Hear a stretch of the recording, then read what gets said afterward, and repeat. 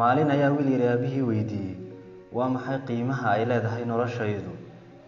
halkii uu aabbuhu wiilkiisa u jawaabi lahaa ayuu ku yidhi, wiilkaygiiow, qaad dhagaxan oo suuqa ka soo iibi. haddii uu qof qiimihiisa ku weydiiyo, 2 farood un kor u taag, wax hadalana ha odhan. wiilkii yaraa suuqii buu geeyey dhagaxii. muddo yar kadib gabadh baa u timi. waxay ku tidhi, waa imse dhagaxani? wiilkii yaraa sidii la faray 2 farood unbuu kor u taagay, kelmadna muu odhan. gabadhii baa tidhi, ma $2? waan qaadan. wiilkii yaraa ayaa aabihii ku soo noqday kuna yidhi, aabbo, gabadh baa dhagaxii ku doonaysa $2. aabihii baa yidhi, hagaag, wiilkaygiiow, dhagaxa qaad, waxaad geysaa muusiyam. muusiyamku waa meesha alaabaha qadiimiga lagu iibiyo.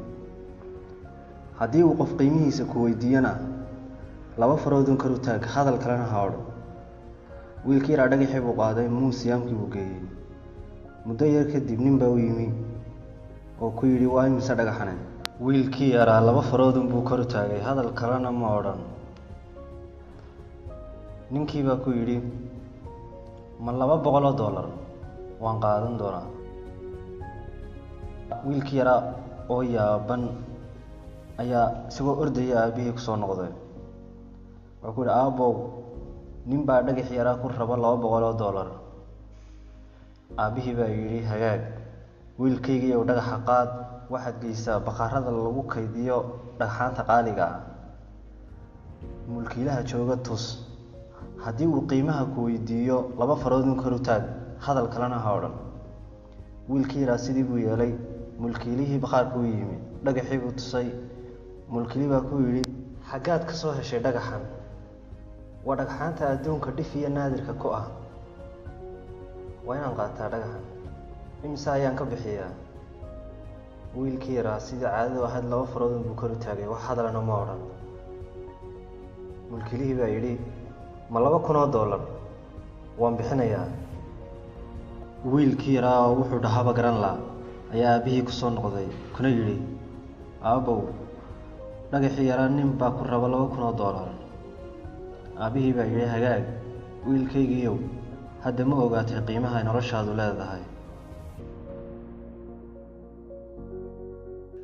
dhibaato ma laha meesha aad ka timi, meesha aad ku dhalatay, midabka jidhkaaga, iyo weliba inta ay leeg tahay hantida ay haystaan qoyska aad ka dhalatay. balse dhibaatadu waxay tahay meesha aad u go'aaminayso inaad naftaada dhigto, iyo dadka aad ka agdhoweynayso, iyo weliba sida aad u dooranayso meelmarinta naftaada. laga yaabaa weligaa inaad aaminsanaydun inaad ahayd dhagax $2.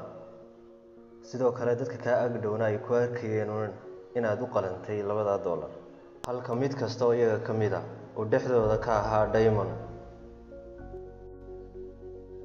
waynu u doori karnaa nafaheenna dadka ku xeeran, kuwaas oo arki kara qiimaheenna iyo weliba diamondka inagu dhex duugan.